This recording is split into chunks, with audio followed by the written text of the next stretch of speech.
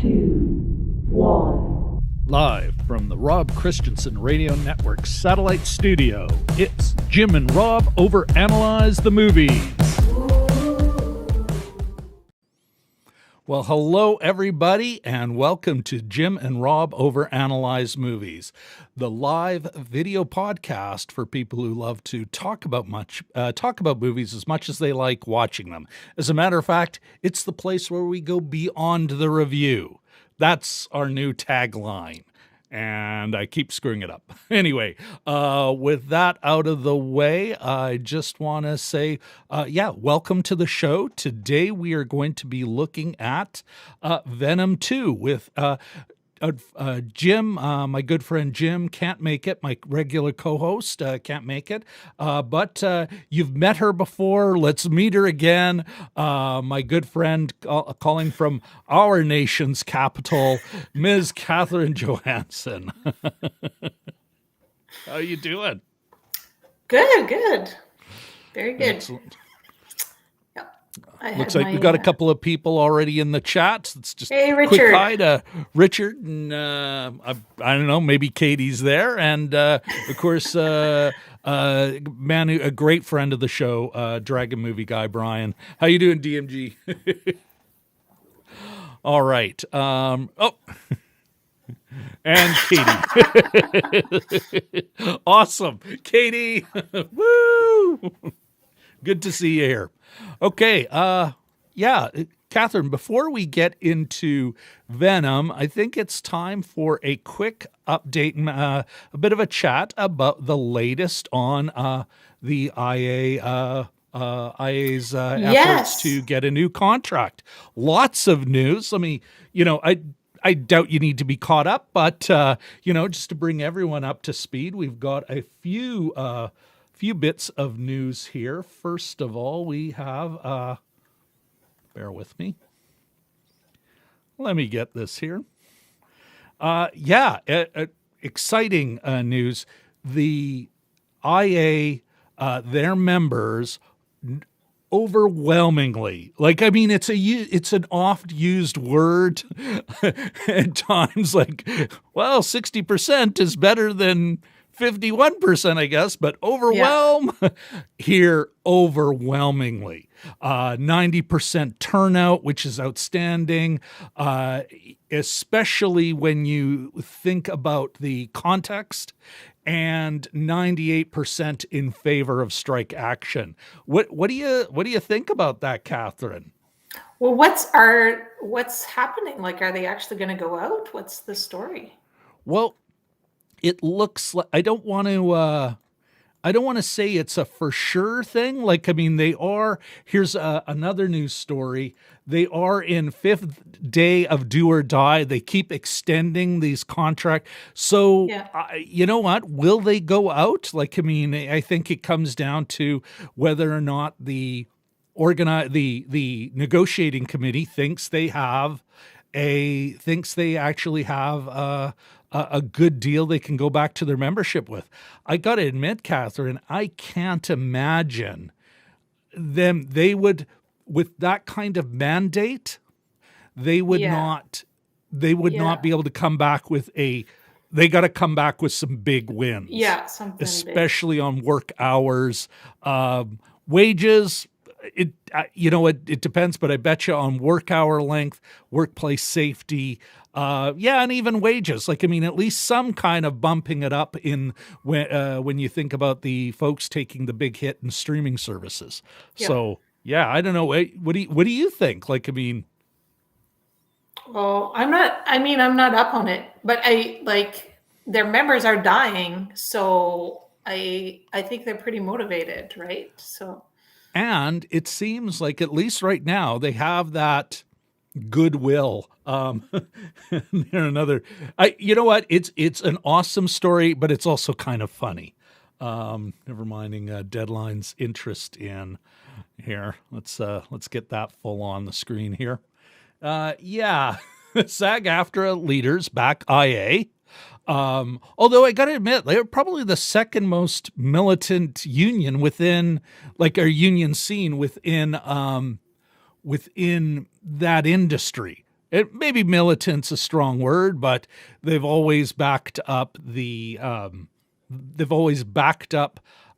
writers when they've went on strike. Yeah. But yeah, SAG-AFTRA leaders back IA, call on companies to adopt a more conscious capitalism. I got to admit, I found That's the problem. maybe not a hot take, but I did. It's like, what does that mean? It gets better. So if we scroll down through the story here, there's Fran Drescher. You know what? I want to, a supporter, like you've seen her on the line with the WGA when they went on strike. Like she's not like just some Johnny come lately to the movement, but my new threaded at home. This comp is conscious capitalism made by village women in support of community sustainability and education. We must support business that puts people and planet over profit, and it's a plug for some, upscale duvet covers or something. No, but it's village women. According to her social media post. Why would they lie? And I'm not accusing of her lying or anything, like honest to goodness. Of fudging the supply chain story? Yes. Let's, or maybe perhaps not completely comprehending how the supply chain story, but at the so again, but I guess that is part of it. But I think that's that you bring up the supply chain.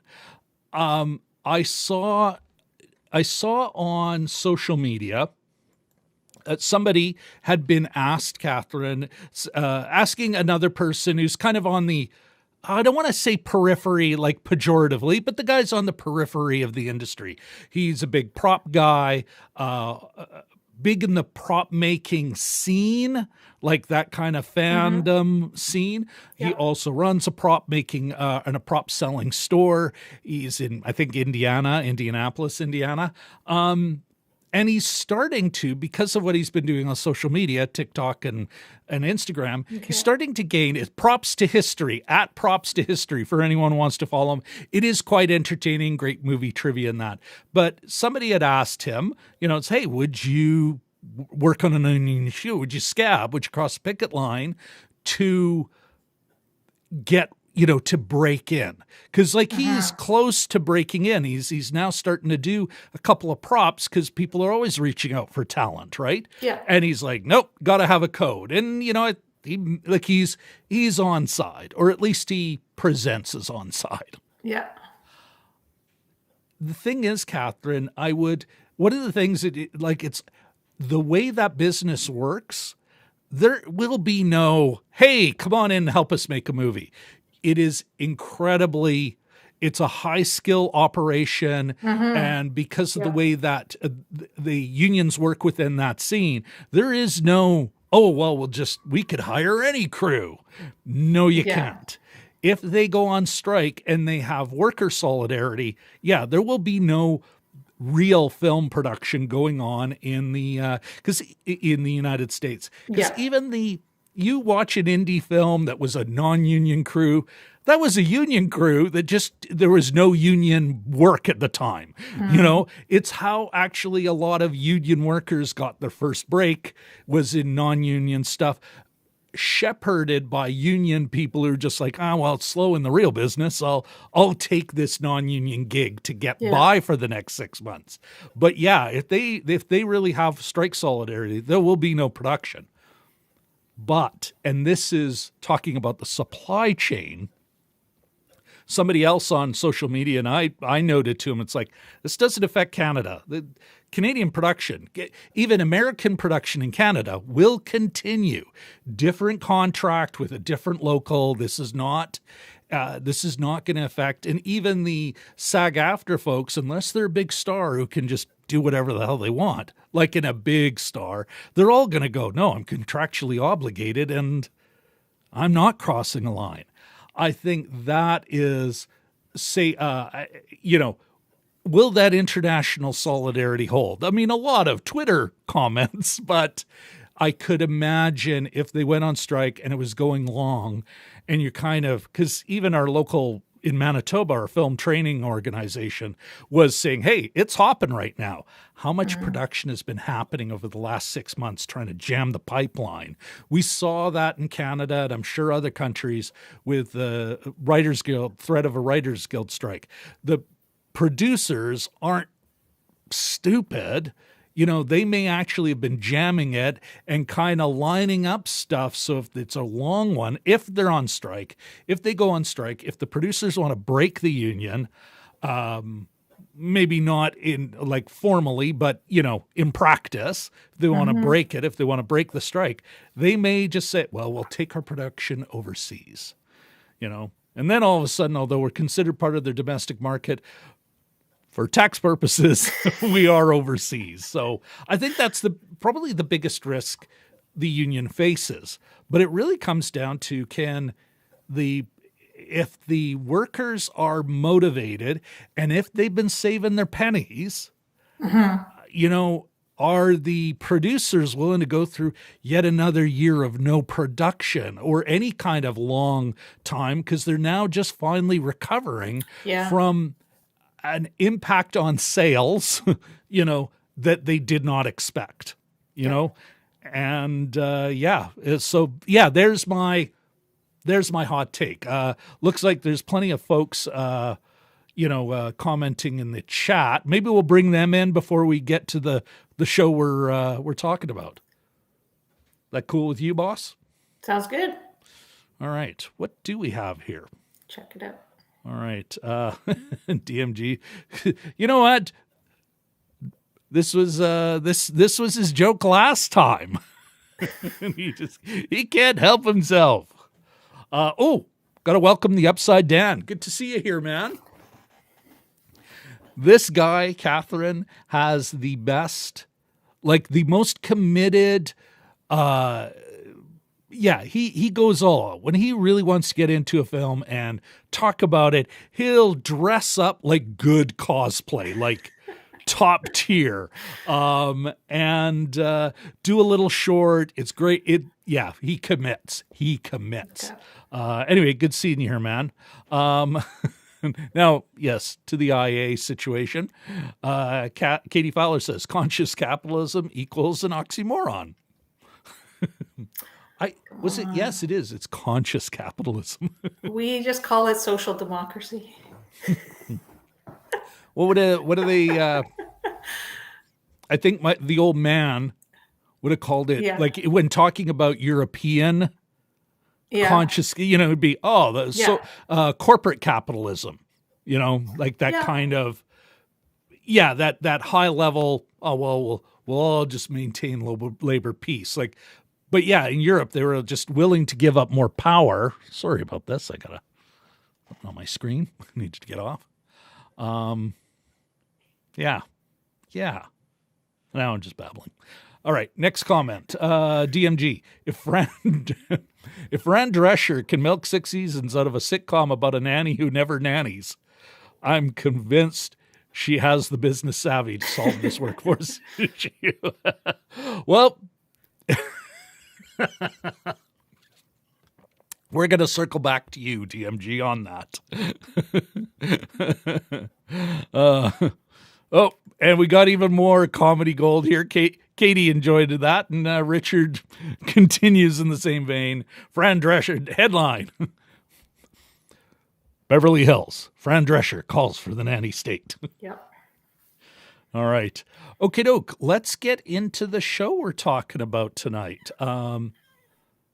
We have, bear with me, everyone. Yes. I do remember now. Venom 2, Let There Be Carnage. Now, for folks who haven't seen the first movie, this is a sequel to Venom, really about Tom Ford playing a kind of down on his luck, had a great job, was a big deal, kind of lost his mojo when he lost his job, lost his girlfriend, played by Carey Mulligan. It is Carey Mulligan, isn't it? Sure it is. In the original? Yeah, like in this one, right? Or is it Michelle Williams? No, it's Michelle Williams. Oh, for crying out loud. I am a terrible person. Did you even watch this movie? I did watch this movie, but I have a terrible, terrible, Catherine, for mixing up the two name-wise.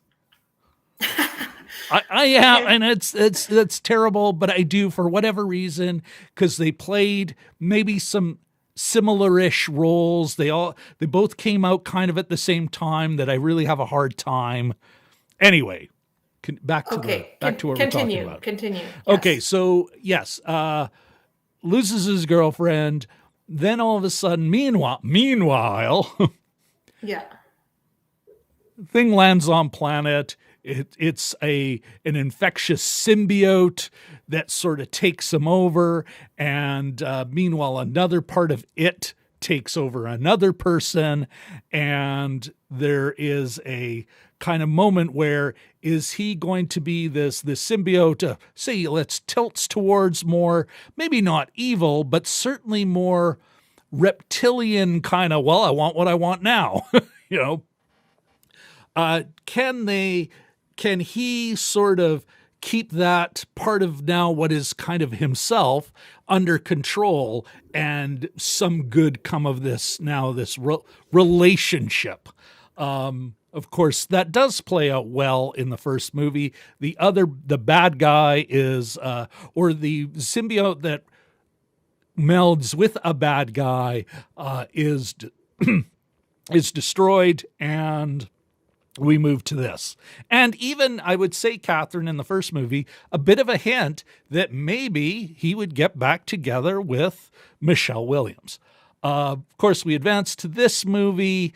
Here's the log line. Eddie Brock attempts to reignite his career by interviewing serial killer Cletus Kasady.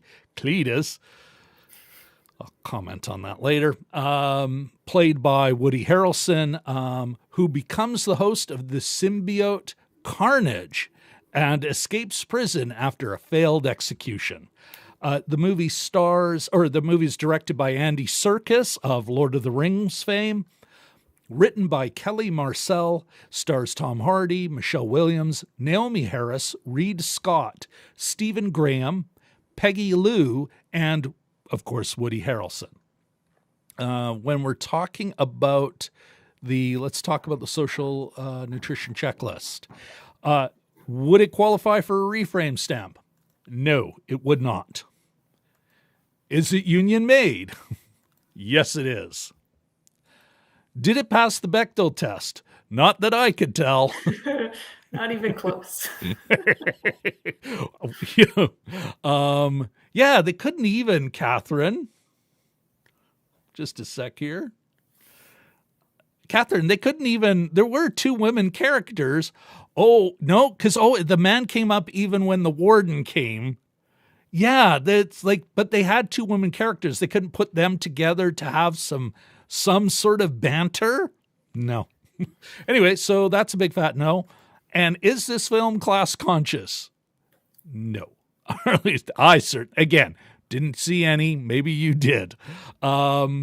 Yeah, so that gives us a score, 1 out of 4. Oh, looks like I I got it right. Yeah. No, anyway, 1 right. out of 4, yeah. 25%.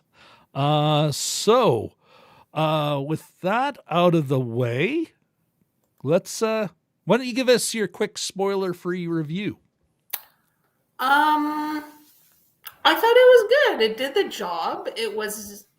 It had, I saw it on the big screen, and that was great. And the special effects were good.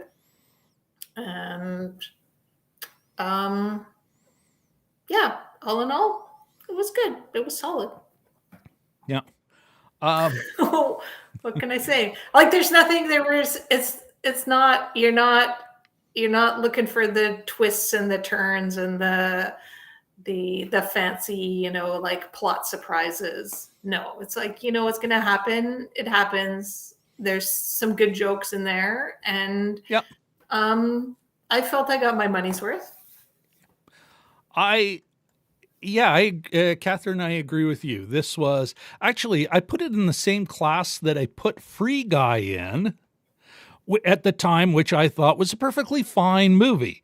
Was it hilarious? No, but there were jokes I laughed at. I was entertained. I did not feel robbed.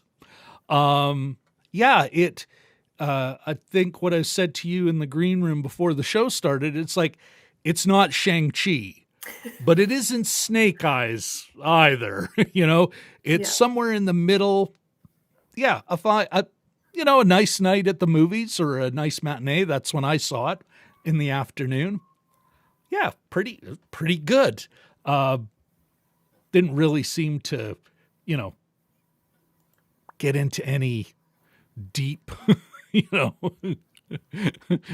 deep ground, any real oh wow, that was important. But at the same time, does it need to?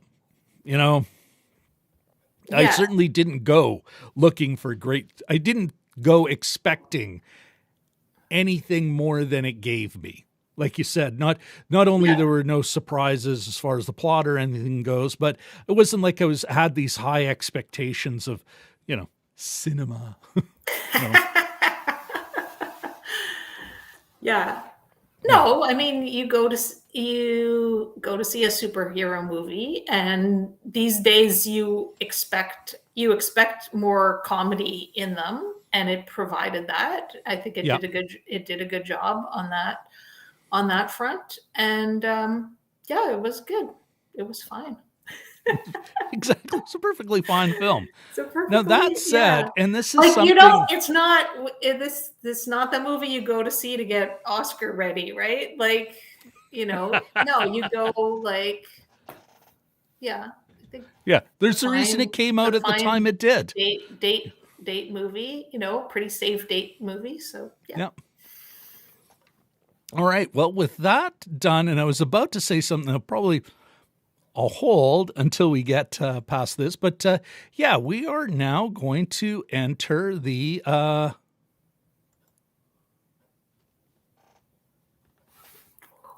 spoiler zone.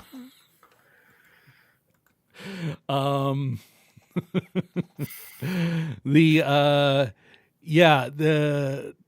getting into that, and I'm going to I want to pin this comment that DMG just put up. Remind me to come back to this when we kind of wrap up, because I do have something to follow up on this. DMG felt it was a real backhanded compliment when I said, but I did watch it the other day because it's on Disney Plus now. Okay. And so I wish to elaborate on my opinion and give it a bit more nuance. So please remind me to come back to this later. Okay. Catherine, let's get into it. Why don't you start us off with The Craft? What did you think about the look, the performances, soundtrack and everything about the film? I thought it was good. I don't usually, I'm not a big Marvel. I haven't seen all the Marvel movies. I've seen a few of them. So when when it's different than, say, Downton Abbey, right? So so I don't think I'm a good judge of how good the special effects were, because to me, plus I didn't watch it in 3D or on IMAX or anything. I just saw it on the regular screen, and I thought it was good. And not sure what else I could say. What more I could say about The Craft? It's pretty basic. And when you said about is there class consciousness, is there any this whole idea of the the villain had a rough childhood, and he was, and Cletus. old Cletus there. Okay, well, hold those comments. I think that's almost like kind of more of a story or even theme thing. What did you think of the performances, though? Like, I mean, as far as as given the constraints you're under in what's going to be a ton of green screen and Yeah. I thought, again, it was fine. It was fine. Like, Tom Hardy, like, I think the last thing I saw him in was Mad Max, right? So it was sort of a similar. So I think he has more lines in this than it was like Mad Max. a lot more. But I thought he was really good in Mad Max, and I thought he was good in this, right? Like, you never, you sort of stayed with them, right? So None of the. Go ahead. No, like Michelle Williams, she didn't have a lot to work with. Like Woody Harrelson, I don't know. He's not my favorite. Maybe like in the back of my mind is rerunning Cheers, and that's why I can't get into him. Possibly like that. That might be the problem, but yeah. But even with that, it was like, is he a villain? Yeah, it could be. Sure, yeah. Other than, and mind you, some on him, on Woody Harrelson, my thinking about his performance in this may be tainted a little in that we saw him playing a villain in the last movie you and I, which was only a month ago, right? Yeah. And this character, way different, like not the same kind of villain at all. But it was hard for me not to keep thinking about how, not that he phoned it in Kate, but at no time was I thinking, boy, he's really up for this in Kate. So that might be contaminating me a little bit. But I thought all the performances, given the constraints, they all seem to understand, including Woody, that they're in a comic book movie and that they're playing comic book characters. You almost have the way Tom Hardy plays, what the heck is his name again? Brock? Eddie Brock. Yeah. Eddie. I do feel like, I could almost hear the cartoon version with the kind of almost nebbishy sort of, Michelle Williams, you're absolutely right. Not a lot to work with. Yeah. They stuck with the comic book style there, definitely. Yeah. But even she kind of like, I am going to be that, of course I'm the ideal girlfriend, and of course I deserve better than this doofus, But to all the cast, they seem to understand they're a comic book movie, and they are acting, they gave it what they still respected what they were doing. They gave it what it needed, but you didn't feel like, I'm above this. I should be, I was in Shakespeare. I will elevate this material with my chops. No, they knew what they were in, and they're like, no, I get it. I can do that. Gotcha. Cletus, eh? Cletus. Cletus. Yeah. With you, director. You bet, Andy. I'll give you what you need. Let me at it. Was that a dig on Patrick Stewart? Pardon? I said, were you making a dig on Patrick Stewart? I was not making a dig on Patrick Stewart. Because there's a guy who did Shakespeare and then came in and did, like, I don't know if you would say comic book, but Star Trek. Certainly like different genre. Yeah. And did bring a lot of gravitas to it, right? But it completely fit. You totally bought it.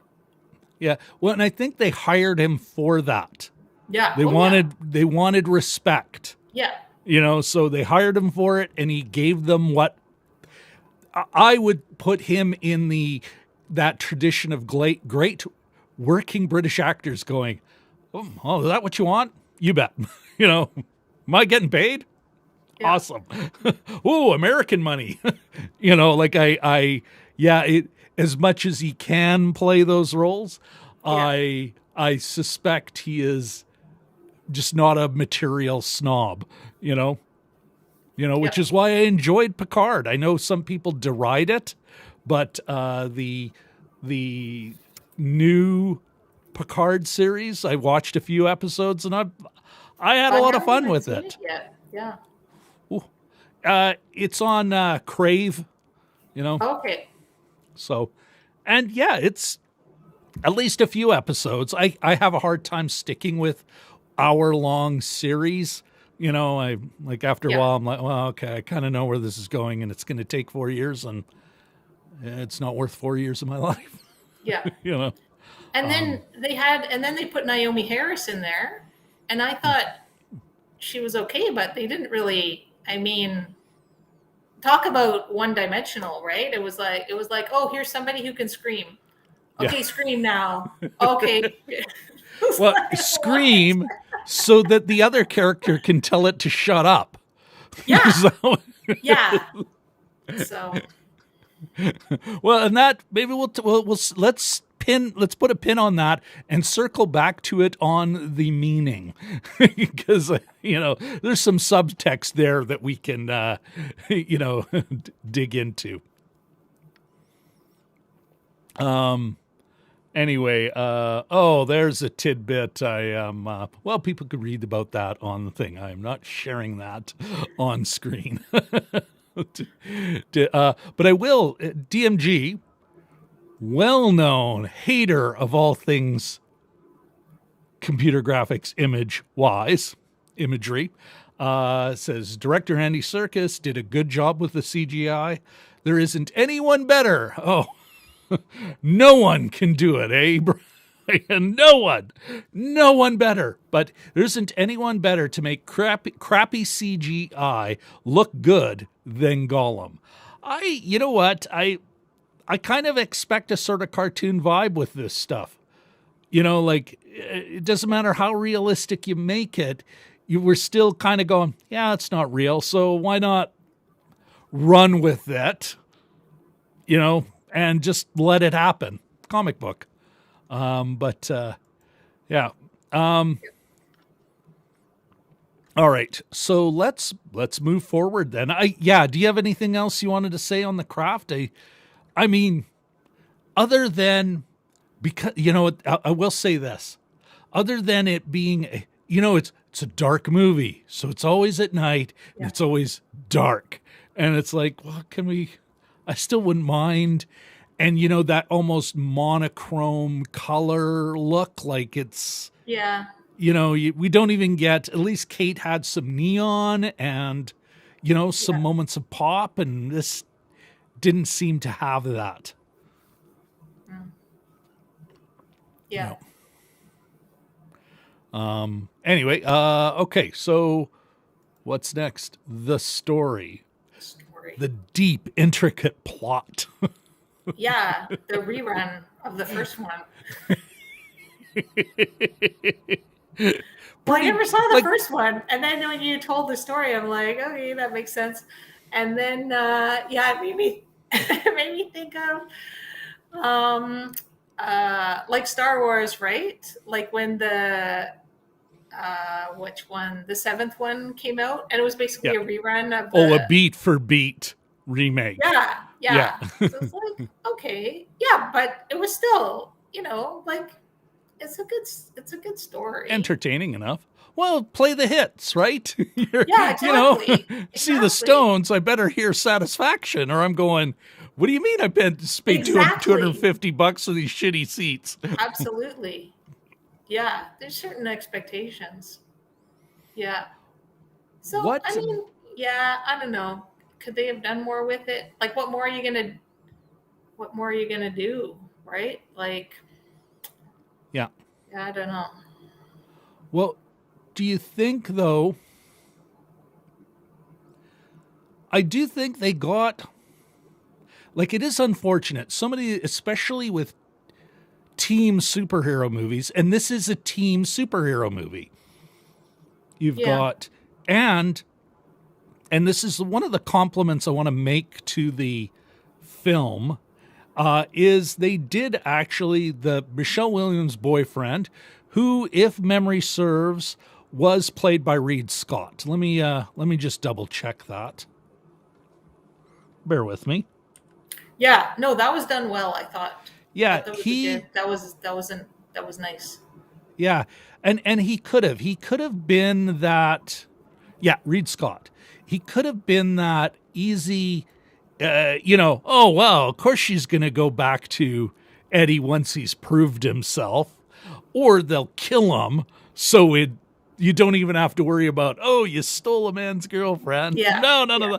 That they don't do that. That they that even though I do think it plot wise, I thought the whole, oh, I'm going to say I'm getting married, I'm going to tell you in person and then get into an argument was almost, maybe I should check with my ex just in case, because I still have some feelings. And then even the whole kiss, all that stuff is touched on in the first film. But they do become kind of they more than a team, or they don't just, in this movie, they really do become a team. So in all those team movies, they have to have something that happens that breaks everyone apart. There's got to be a breakup to have a makeup to, win, right? Yeah. And so they did that. And I thought they did it. They managed to do it in a slightly different way and come together as more of a team. Like even the doctor boyfriend was more into it. Like they seemed to be more, more cohesive. I now am interested in another movie and seeing, okay, how can they work that back in? Because now ex-girlfriend is ex-girlfriend, gonna be a missus. The boyfriend is not this, like, unless they really decide to, blow everything up. Yeah. So all of a sudden it really, they're gonna be that, like, there's a potential to bring them in future films, give them more to do, because now they're part of the team, perhaps sidekicks, but still, otherwise, first one, origin story, they're trying to get to know each other, and here they actually break up for a while, but then they need each other. There's an apology, the makeup, even Mrs. Wu, I think it's Mrs. Wu, played by, Peggy Lou. Mm-hmm. Here, you know what? I actually have a link to the IMDb page. Maybe I should look at it. Peggy Lou, Mrs. Chen. So in classic classic Hollywood fashion, but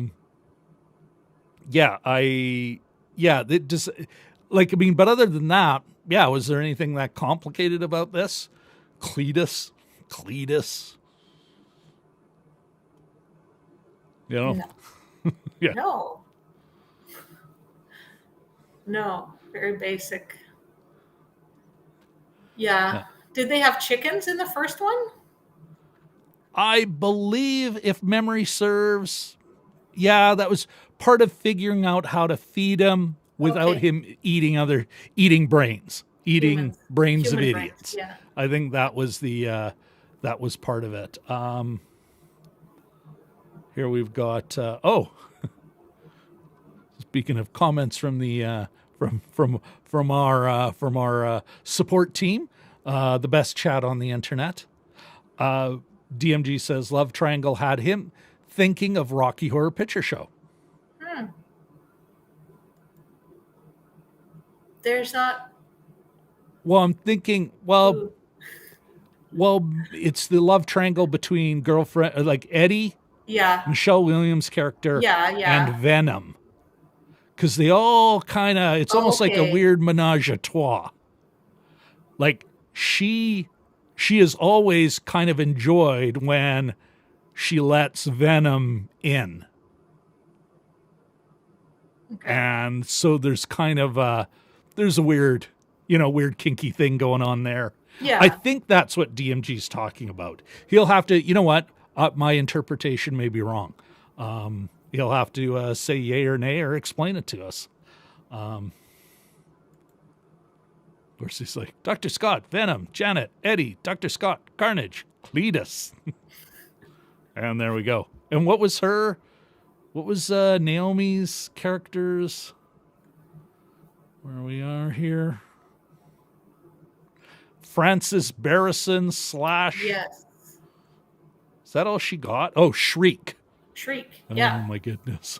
Frances. She was Frances. Shriek. Shriek. Good Lord. Shriek or Shut Up. Because she was called that a lot. Yeah. You know? Which was a little, what's the polite way of putting it? Problematic. Yeah. Yeah. Is there anything else we can say on the story? Like, it's just not that complicated. No. You know? Oh. This is what he's saying. The scene where they all see each other with each other the first time. Dr. Scott, Janet, Brad, Dr. Scott. And going back to Rocky Horror Picture Show. Yeah. Gotcha. Oh, well, thanks for that. Something a lot simpler. In a weird, simpler, you took but it too far, Rob. a deeper cut. A simpler, Yes. but a much deeper cut. You know, Yes. Good on you, Brian. And yes, I did take it too far. Well, did I not show you that tweet series where I just wouldn't let go?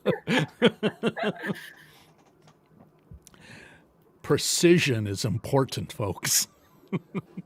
Absolutely. All right. Where are we here? Okay. I don't, given the nature of the film, I just don't think there's much else we can say on the story. Like, No. It's a comic book. yeah. You're absolutely right. It's not even, doesn't even reach the heights of a graphic novel. It's a comic book. Not and heights, that's kind of a cheap shot. It is what it is, you know? They're not, this isn't a Neil Gaiman written graphic novel, you know? Yeah. They're not trying to say much more than is right there in the text, you know? Which then I think that means we should be talking about the meaning. And I think actually, unintentionally, there's more here for us to talk about, unintended by the filmmakers. Absolutely. You got to overanalyze, right? So Yes. it's time to read many things that aren't there into the film. Yes. Yeah. Where do we want to start, Catherine? Well, let me tell you, Rob.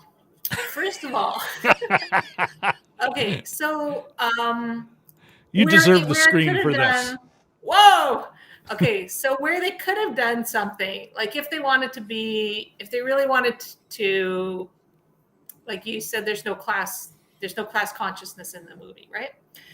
So if you had someone that wanted to insert something, I follow a lot of abolitionists on Twitter, and you may have caught recently. There's quite a big thing in the media these days because journalists, specifically female journalists, people of color, women of color that are journalists, are receiving the usual death threats, horrific messages, et cetera, et cetera.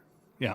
And so the Canadian Association of Journalists attempted to call in the RCMP, like something needs to be done. And even the employers, which are usually like shit employers, right?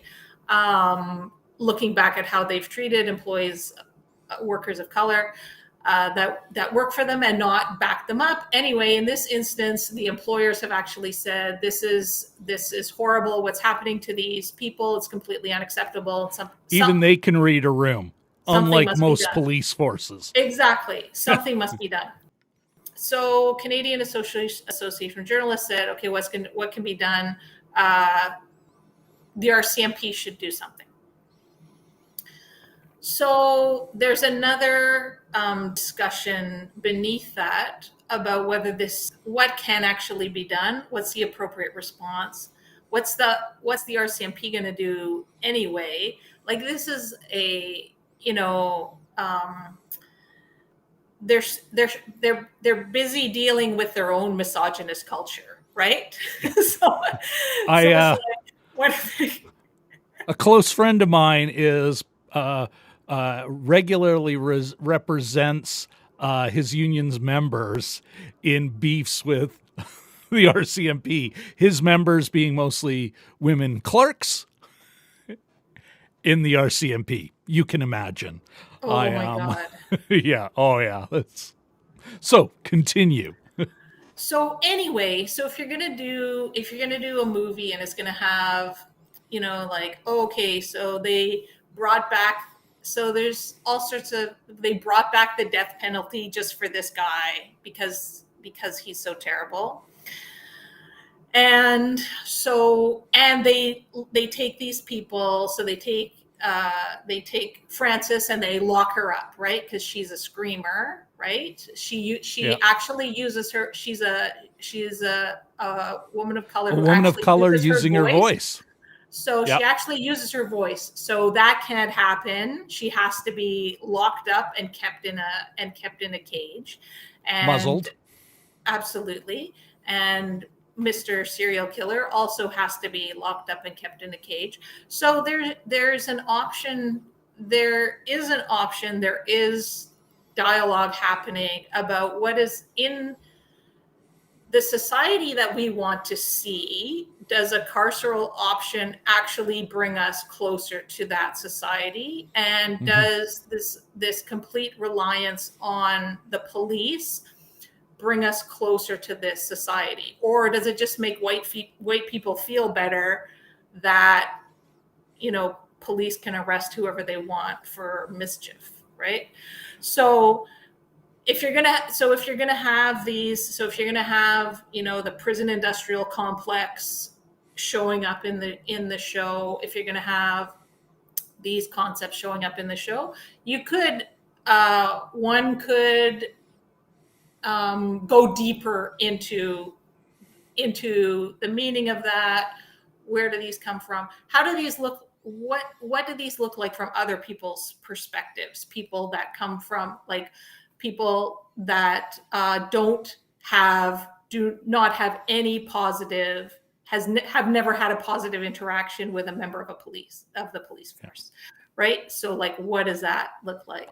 So, which of course it never even talked about. It didn't even get into. It slightly touches on it. There's almost like a hint, which could, in a way, makes it a little more, well, you kind of fucking know, because there's that moment near the end, third act, where we find out what Eddie, in Cletus's mind, Eddie Brock's real sin was he just covered the violent stuff he did, not the lead up to that, which was horrific abuse. Yeah.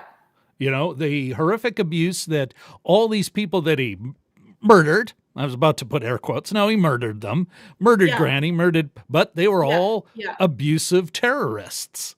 The child created by this is then just locked up for it. And that Eddie Brock, the reporter goes, let's cover the juicy stuff that gets on.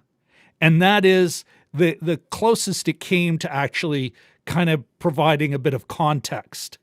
And I would say probably one of the reasons they were able to get away with the whole idea of Cletus and Carnage not coming to terms with each other, in part is because Cletus really does love Shriek. And that is part of the reason they can't, they cannot become in a true partnership. But that also, like, I'm with you, Catherine. That almost, it provides the cop out. It's one of those, I'm against killing, but or the theme of one of the themes about how the bad guy's so bad because he keeps killing people, and then the good guy still has to kill him. Had no choice. The end of Man of Steel. It's like, I won't stop. That's why he had to break his neck. It's like, what? Apparently if he could break his neck, that means it didn't, that saw was never going to get there, this math isn't adding up. So yeah, I see what you're saying. I even some of the stuff, and this is where it's right on a line, right? Cletus, it's such an easy name to use. Then you think hillbilly, all those and the haircut, an right? Okie, the of course, the haircut, the the fetishy, well, not fetish, like oh,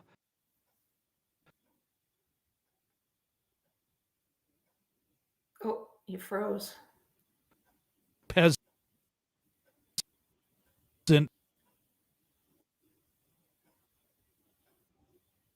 like I'm cutting in and out.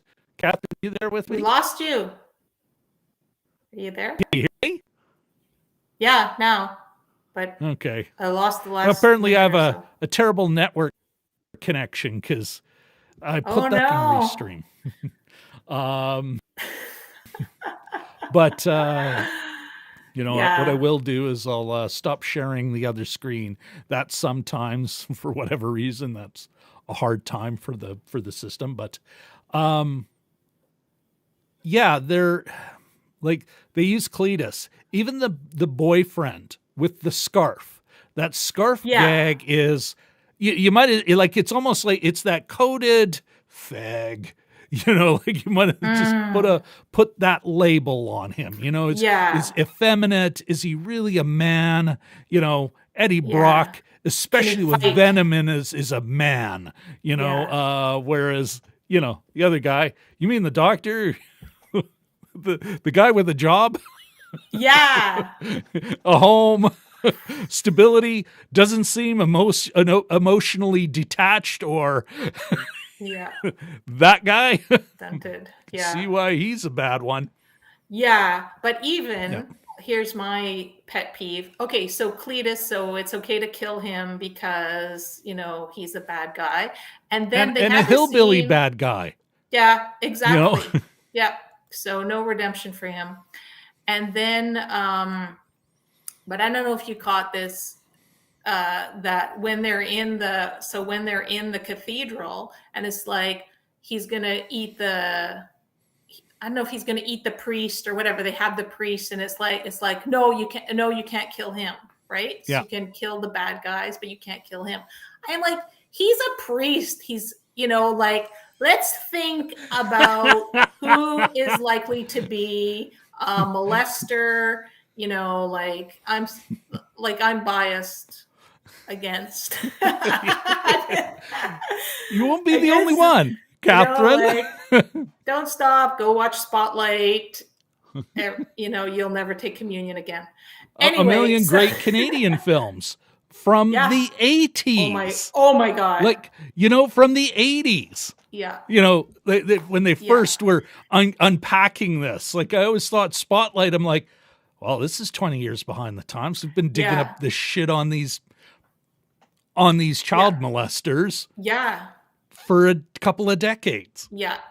What the hell, man? Anyway, but but still, like strap on a collar and oh no, he's one of the good guys. It's like, why? Because he's wearing a collar? Because his name isn't Cletus and he doesn't have a goofy hillbilly haircut? Come on, give me a break. So that was ridiculous. Well, and also, like, it's a moment that shows Cletus may not be as bad as Carnage, to use, don't go after that. Like, that there might be some variation, it's like, you're right. It's the priest. It's like, Well, and also, why would he need a priest? Like, you'd imagine part of their abuse, I'm sure the home they were in was run by some religious order. Probably. Yeah. Oh my God. It was done. That was the way that rolled back then. Yeah. But then, and then also when because they were in San Francisco, right? And then give the kids to the Catholics. What could go wrong? Oh my God. They go to, so it's Grace Cathedral. I'm like, oh, Grace Cathedral. I've been there. I wonder if they'll show the labyrinth.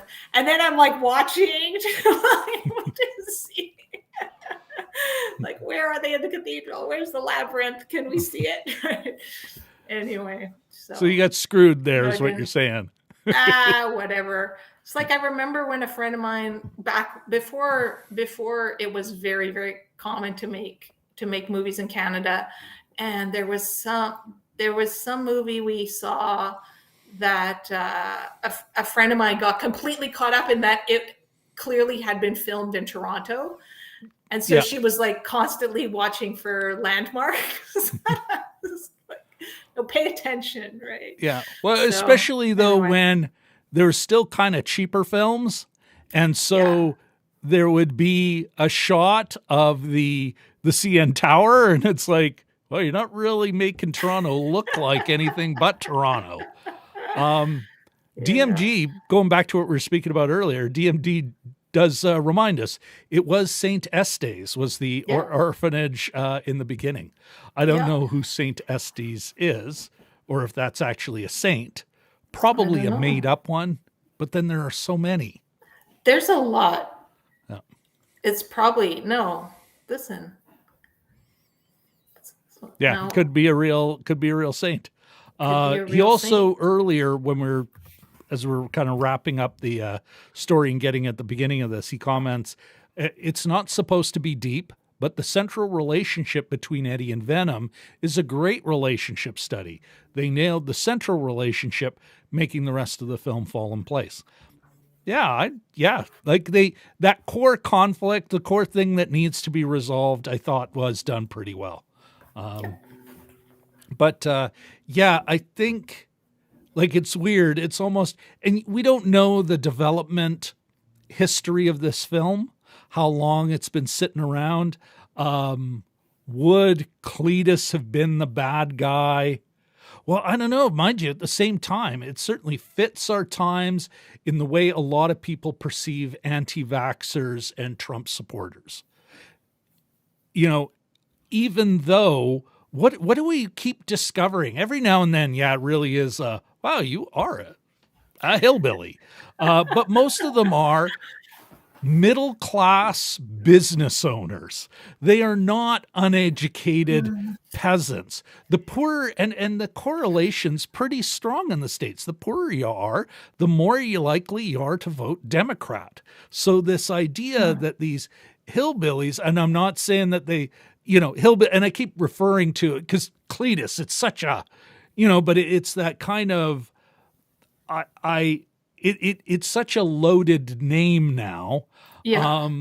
That they're communicating something, whether they intended to or not, whether maybe it's part of the original comics and, these comic book fans and their insanity when you change any, well, that's not the character I remember, when I was 32 in a comic book store. Kind of allowed to talk about hillbillies. I don't know.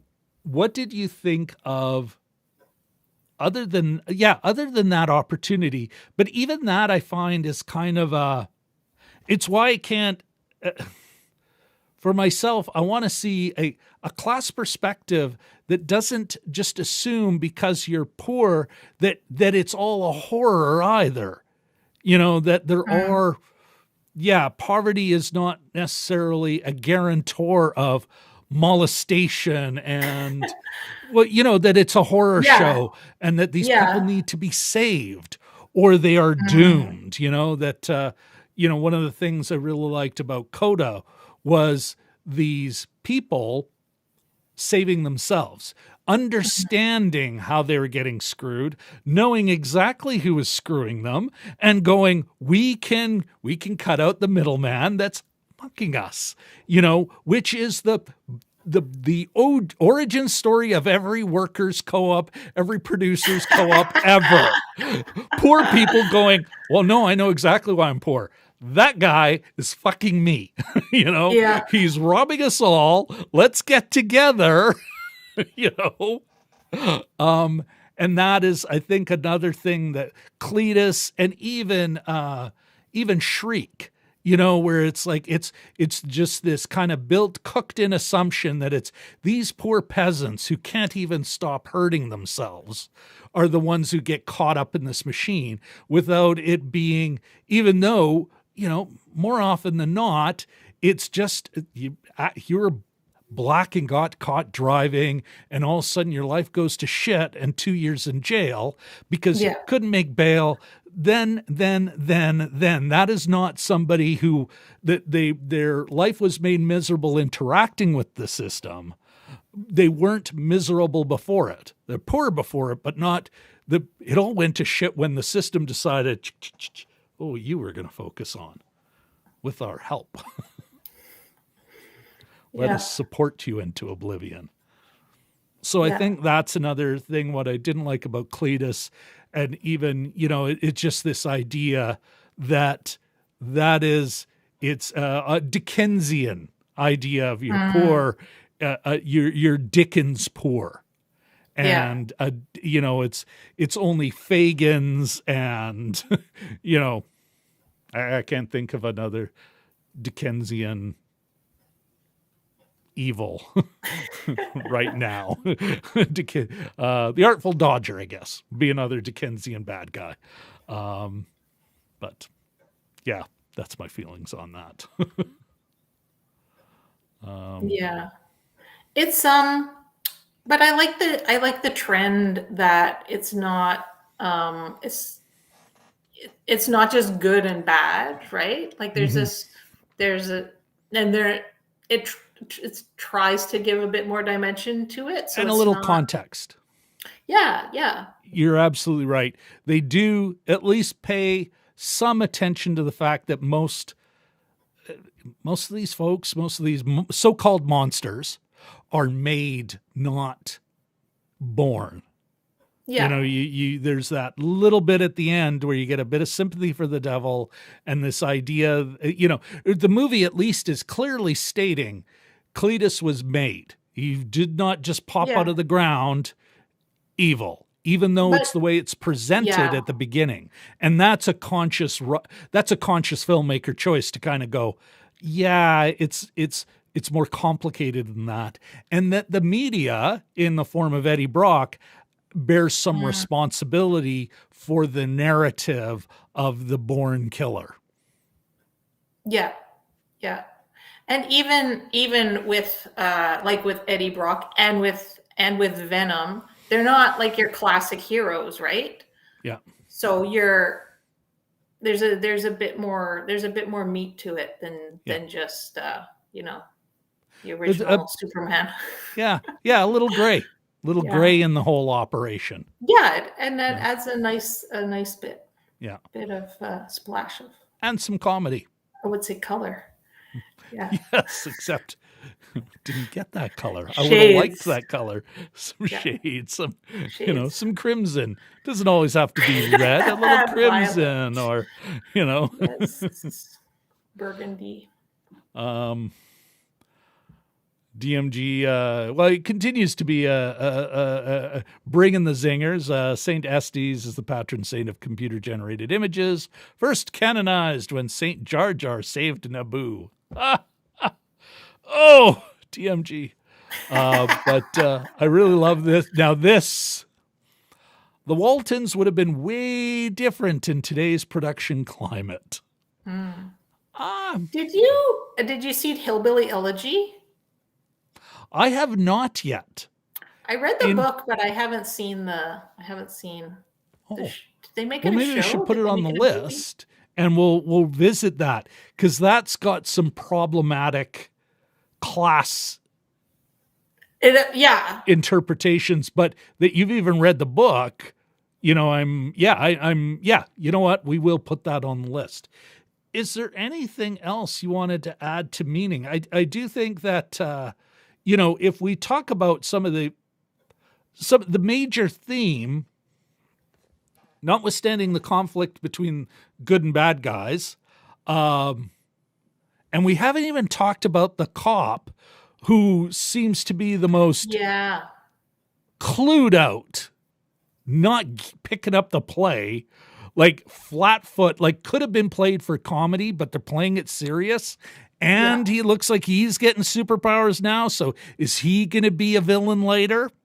But going back to DMG's thing, you know what, some of the basic, I mean, in Star Wars isn't much, let's say, I don't want to say deeper. Star Wars doesn't have 22 subtle shades of thematic, you know, 22 different themes it's looking at. It's pretty straightforward. And if you look at the core theme here about that friendship and that relationship and how they have to accept each other, support each other, like even in the language they use, which is both funny and kind of heartwarming. It's like, yeah, you know what?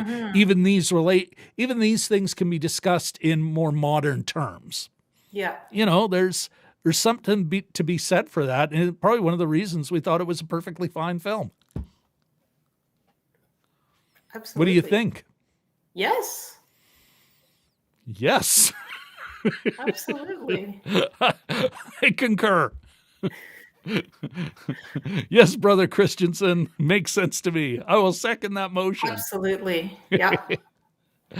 All right. I think next we've got to look at, before we move into our third act, as it were, I think now is the time to talk about what the movie we're going to be looking at next week. The movie that you will not have to see in the theater. Bear with me. I'm going to do this. So, folks, for next week's show, Jim will be back. We are going to be looking at The Forgotten Battle, which is, Catherine, The Forgotten Battle, a Dutch film about the Dutch resistance efforts nearing the end of German occupation in World War II, and the Canadians, liberation, and I'm going to call it an invasion because they are invading, but I don't mean it that negatively, but I don't want to say liberation because it's just like, but what's certain, mind you, the Dutch felt they were being liberated. Why would you say that? Because you hate Canada? Come on.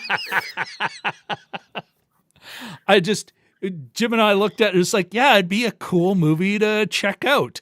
Yeah. Of course, folks, it is. It's on Netflix. It's a Netflix release coming out this Friday, if memory serves. Yes, this Friday. And we'll watch it on the 17th, on the Sunday.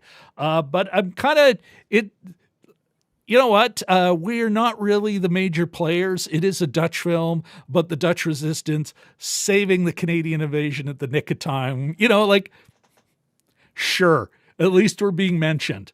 Apparently, most of we're being played by British actors in distinctly British accents, of course, but that we're mentioned at all. I thought, Jim and I thought, what the hell? So we're kind of looking forward to that. And you know what? I have no problem. Some of these, the Dutch resistance movement does have a great reputation, especially in, hiding what Dutch Jews they could find. Yeah. It's not like the Polish resistance, which was, as long as you're Catholic,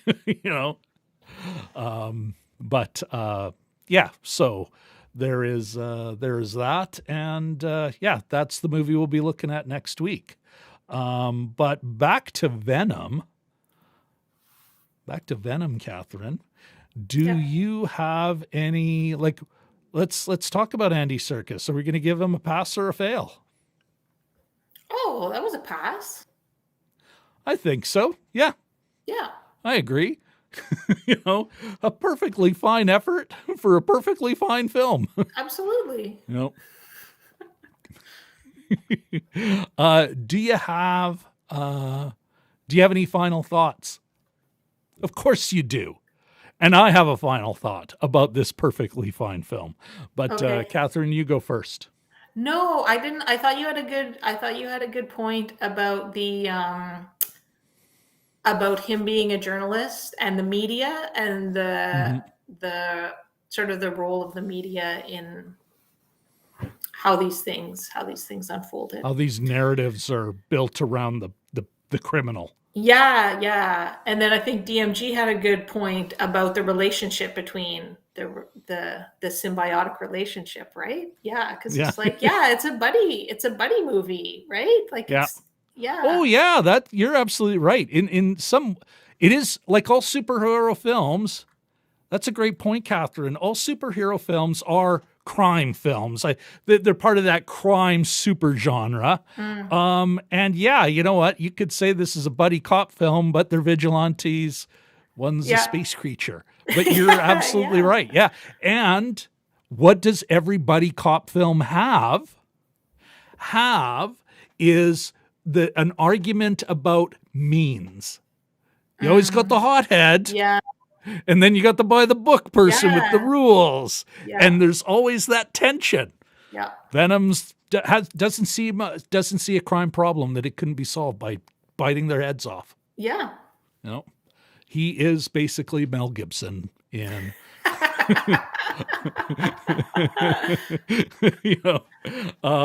that's a great point. Thanks for going back to DMG's comment and bringing that up. That's a great point. For myself, this doesn't change my fundamental opinion I did watch Free Guy the other day.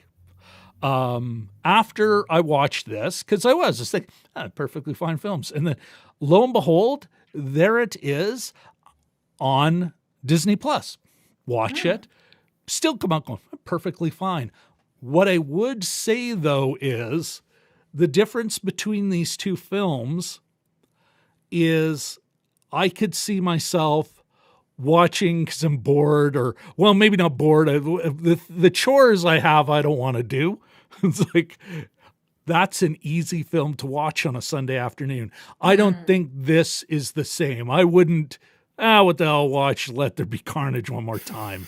I don't see that. Whereas Free Guy is that perfectly inoffensive beer. A craft lager, but still a pretty smooth, it's not trying to say much. So it goes down nicely on a Sunday afternoon. You're not really digging into its bouquet or anything. It's a perfectly fine film, but I would revisit it in a way that if I see Let There Be Carnage again, I'll see it just like I watched Venom, more to remind myself of it. Yeah. So that I could, for the third one, to get my head in that space, right? Yeah. But, that would be kind of, but yeah, at the same time, or DMG, as fine a class study as Nomadland. Catherine, you were not, part of the best chat on the internet and our team of co-hosts at the time. I had a very strong negative reaction to Nomadland. Oh, yeah? I was quite upset by it, yes. Although I can acknowledge, a great film. She's a great director. Better than good. A great film. But I thought its class analysis was so lacking, so fundamentally in something where it's like, you don't have an excuse here. You wanted the images of what's in Amazon, so no criticism of Amazon. You spend that much time with the actual real people, not once does any of these characters who are playing themselves ever once kind of go, yeah, we all know why we're poor like this? Mm-hmm. Meanwhile, again, the OG story of every co-op, like these people that they're not even talking about it, that it never comes up. And the Chloe Zhao, daughter of wealth, the producer there, Frances McDormand, actually, it sounds like she had kind of a poor middle class upbringing, but that was decades ago. She's another person who, before she was like, I would just love to smoke and drive my big RV across the country. It's like any other rich person, have a fantasy about leaving it all behind. Yeah. Leaving everything but my credit card behind and my access to wealth and power most of us can't even dream of, you know? And that's what bothers me about Nomadland. It's why I couldn't recommend it. But this, on the other hand, although there is a missed opportunity there, I can say, well, it is what it is. Yeah. What do you're not coming? How did you put it, Catherine, about Oscars? Oh yeah. You're not watching it to get Oscar ready. Because you know how before the Oscars you got to see at least all the best picture nominees, and then try to see as many as you can of best director, best actor. You don't have to go, oh, I should bookmark this one to rewatch. Oh, well, maybe for visual effects, but yeah. Yeah, even then. DMG says, Rob, are you saying Free Guy is the Bud Light or Molson Ice of cinematic beer gardens? No, I would say it's we got a local craft brewer, considered kind of a lower tier, St. James Pale Ale. It's my go-to beer. Calgary would be some big rock nonsense. Every town's got that craft brewer that's really kind of taking a mainstream flavor profile and making it good. That's Free Guy. Perfectly fine. Yeah, I don't drink Bud Light or Molson Ice. That is shit. Why would I drink shit? I don't have to. I can drink this perfectly fine St. James craft beer. So there you go. There's my snootiness coming out. Well, I don't know. Why would anyone drink shit? There's your study in false consciousness, right? Yeah. You're absolutely right. All right. Well, on that interesting note, because now all of a sudden I'm thinking about Tim Hortons. Well, what is that this large corporation making a mediocre product, but convincing everyone that this is the Canadian way? I know. They don't. The donuts are frozen now. They don't even make their own donuts anymore. It's like, come on. Yeah. It's ridiculous. All right. Yeah. Well, on that nationalistic, I can't call it nationalistic, but that Canadian corporate critique. That Canadian consciousness. It's not a Canadian. Critique. It's not even Canadian anymore. I know. But that Tim Hortons being this idea of what Canada is. They think that it even is. To Americans. Yeah. But to us as well. Like, you don't have those lineups because, it's so good. Yeah. I don't understand. Yeah. It's like, why? I don't know.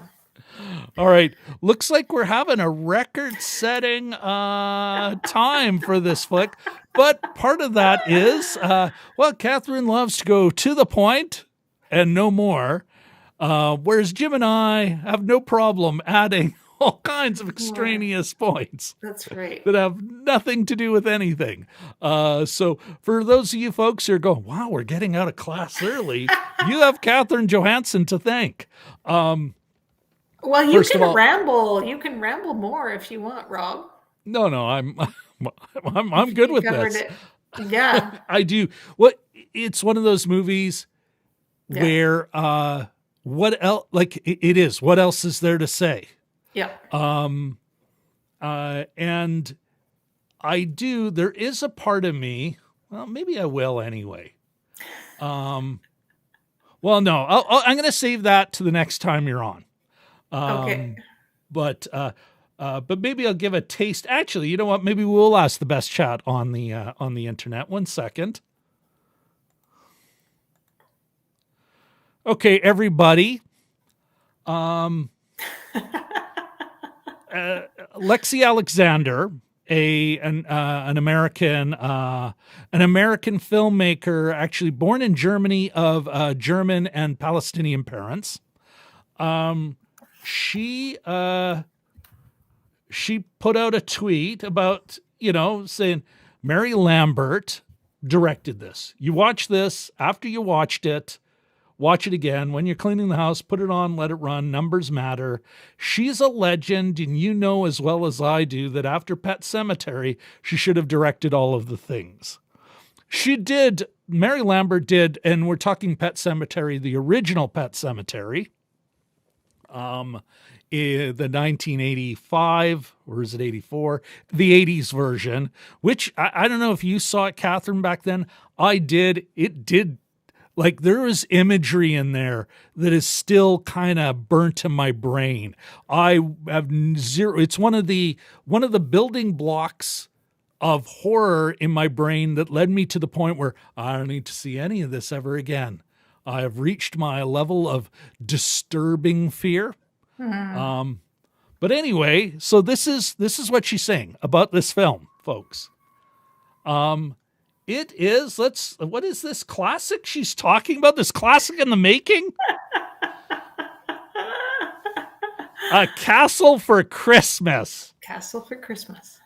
Famed author, played by Brooke Shields, travels to Scotland hoping to buy a small castle, as one does, yes. Of her own. A castle of her own, Catherine. That's all she wants. But the prickly owner, played by Carrie Elways, is reluctant to sell. Oof. A Castle for Christmas, directed by Mary Lambert, opening its royal doors on Netflix November 26th. What could possibly happen? Who knows? Let's look at these production stills. Oh, look at that. It's Christmas and there's snow. And she's wearing all like a tartan, some tartan bullshit, maybe some sort of weird kilt thing at the bottom there. Wait, we have more. Oh, there's Carrie being, look at that. Maybe perhaps a Christmas gift.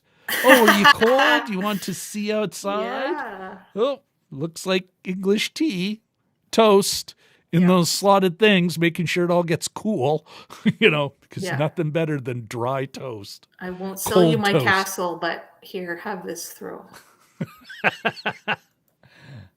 Oh, look at that. Oh, good Lord. Brooke Shields. So we've got a might have been in Mary Lambert. Yeah. And we talked about it in the green room before. No problem. I have no problem believing that part of the reason Mary Lambert did not break out was she was a woman. And it's like, oh, you've been successful. But we already have Amy Heckerling. So, it's kind of like there's only allowed to be one or two famous black actors at any one time. It's like, we're all full up. Here, off to television with you and documentaries about that great film you made, but, so a might have been, and two once were's, I got nothing against Brooke Shields, Carrie Elways, but why do I have to watch? What did you think it was first? A Hallmark movie? Why do I have to watch this? That's what it looked like. I think that's what it is. There's nothing wrong with Hallmark movies. Come on. Yes, I wish to see the lifestyles of the rich as they go through their romantic troubles, arguing over who owns which castle. Yeah, it's actually, usually it's not castles though. It's something else. I'm trying to think. Anyway, yeah. Well, it looks like we did. We poked the chat bear. They do have. There is a couple of opinions. we got the Upside Down, who's apparently working on something on. Well, there you go. You've got some content. You feel free to snip some of this, Dan, and add it into your content that you're going to do on the show. And then, 1/3 of the research, the Balmoral Street Research Irregulars. Vlad 65. Good to see you here, Vlad. And then he adds, so Tom Hardy and Venom show up and eat the crabby landlords? Maybe. Hey, that could be good. And then, Castle for Christmas better be on the watch list, Rob. Well, Catherine, would you come back to check out this opus? Now that I've shit on it, I got to admit, there's a part of me thinking that it's incumbent upon me to at least put it up as a possible. I was just going to say, like, clearly this has triggered you. And so it's going to be on your mind until it comes out. And then you're going to have to watch it just so you can shit all over it and say how terrible it was. But guess what? Maybe Brooke Shields will take your breath away. Here's the thing. I have no problem crushing on Brooke Shields. There's, of all of them, I kind of like, she later in her life got a couple of sitcom gigs where I thought she was delivering. She is like, okay, maybe not exactly like The Rock, but she is so naturally beautiful that it almost constrains the roles she'll ever be considered for. But within those constraints, I thought she was a fine comedic actress. Better than fine, a good comedic actress. There you go. Beyond the St. James Pale Ale, like a true craft beer. And Cary Elwes, I've never had any problem with him. He doesn't bother me, But again, it's such a hallmark kind of, will these two preternaturally attractive and wealthy people find love? What will happen in this romantic castle? Yeah, you have to come back. I you know what? Just so this could end up to be, as Jim would call it, an early winter hate watch. But we are gonna fucking watch this movie. This is getting into the rotation. I am glad I brought this up. But DMG says, A Castle for Christmas, dare I say the new Zack Snyder's Justice League in terms of quality. Oh my goodness, it does. It just goes on. Rob has opened a Pandora's box here. It is now must-watch TV. And it's on Netflix, folks. You don't have any excuse. Yeah. Goodness. We may really end up watching this. Richard L. says, future episode, does the Castle of Christmas still hold up? After being released yesterday. That's actually that's some good comedy and fill a slot. Good one, Richard. And Vlad says nobody would watch a show about events in a UK castle. It would never work. Absolutely. And then DMG or the Upside Down going, Zack Snyder's Justice League is fine. DMG. Absolutely. Okay, I am glad I brought this up, folks. We have a story idea. We're still letting you out early. I do want to, but let's first of all, Catherine, thank you again for joining us here. And, we look forward to having you back on the show again. Maybe next time, my co-host, too busy spending time with his family, It's all about Canadian priorities. It's about priorities. Exactly, Catherine. That's what you can tell them. And that's what they say. Decisions are values clarification. So he made a decision, and now you know. Now we know where his true values are, where his true interests, where his focus is. Oh my goodness, that's wonderful. Anyway, Catherine, seriously, thank you so much. Everyone in the chat, please thank Catherine. She's always a great co-host, and we look forward to having her back again. Speaking of folks in the chat, in the best chat on the internet, I dare say, Upside Dan, thanks, man, for coming by. I know you're busy. You've got shit going on, but appreciate it. You are, I look forward to your next video. Enjoyed your one about Cruella. That was good. Some good comedy at the front there. DMG, Canadian Turkey Day. That's right. Cue the Tim Hortons Canadian Thanksgiving Day Parade. I don't think we've never had a Thanksgiving Day parade here, have we? In Canada, it's always the Santa Claus parade. Yeah. That's our thing because our Thanksgiving is so separate from the Christmas holiday and everything. But yeah, DMG, thank you for coming.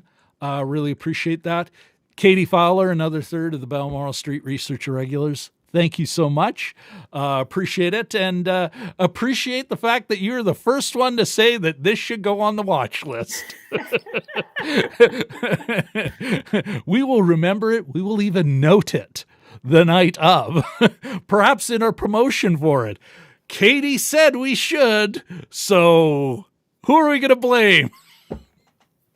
But no, Katie, thank you so much for coming. Richard L., thank you very much for popping in. Really appreciate that, man. Vlad, Walt, thank you very much. And a great video on Zulu. Is it Zulu? Michael Caine, fight of something creek, Cedar Grove Creek or something. Classic David Lean-esque British cinema, problematic. It was part of the Zulu Wars, and Empire in Africa, but a great film, and Walt loved your take on it. And then who else? Who am I missing? Got the Upside Down. Got DMG. I think I got everyone. I did see Ahmed Jelly Duck in there somewhere. And yeah, man, I do appreciate you popping in. Looks like you had to go to work. That makes sense. You are several hours before us or after us. But thanks for coming by, dude. And yes, Richard. Yes, Jelly Duck. Ahmed. And then Rourke's Drift, directed by Yank Cy Enfield. Was that the... Damn it. Now I got to look it up.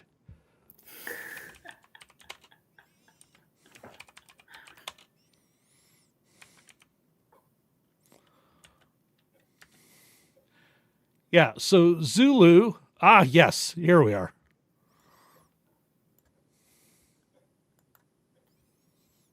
This is here's the film he was covering. Oh my goodness. That's so, you can tell, can't you, how big it is. Anyway, it's a great video. Go check it out. And this was directed by Cy Enfield or John Pebble. John Preble, you're right. I just got all mushed up, and you're the one who did the video. Anyway, Walt, thanks for that. Yeah, I think we are...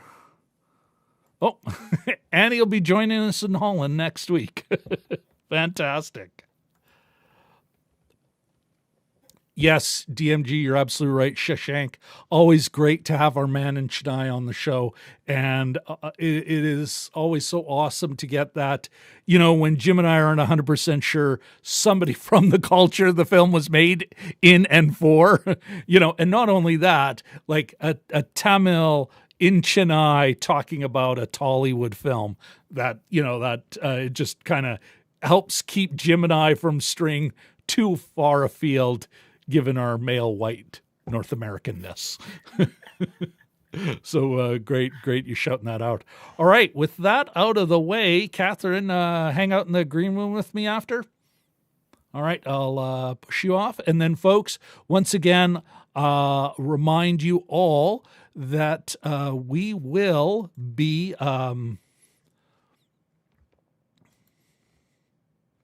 Thank you, sir. I am glad too.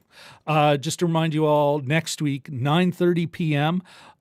Central Daylight Time, Coordinated Universal Time -5, where we will be looking at, and let's pull that movie up one more time.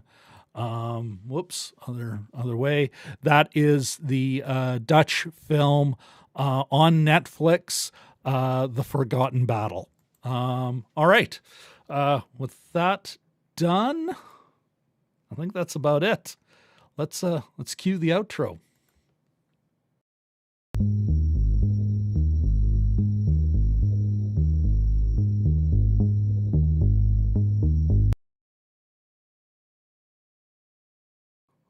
That is not the outro I was looking for.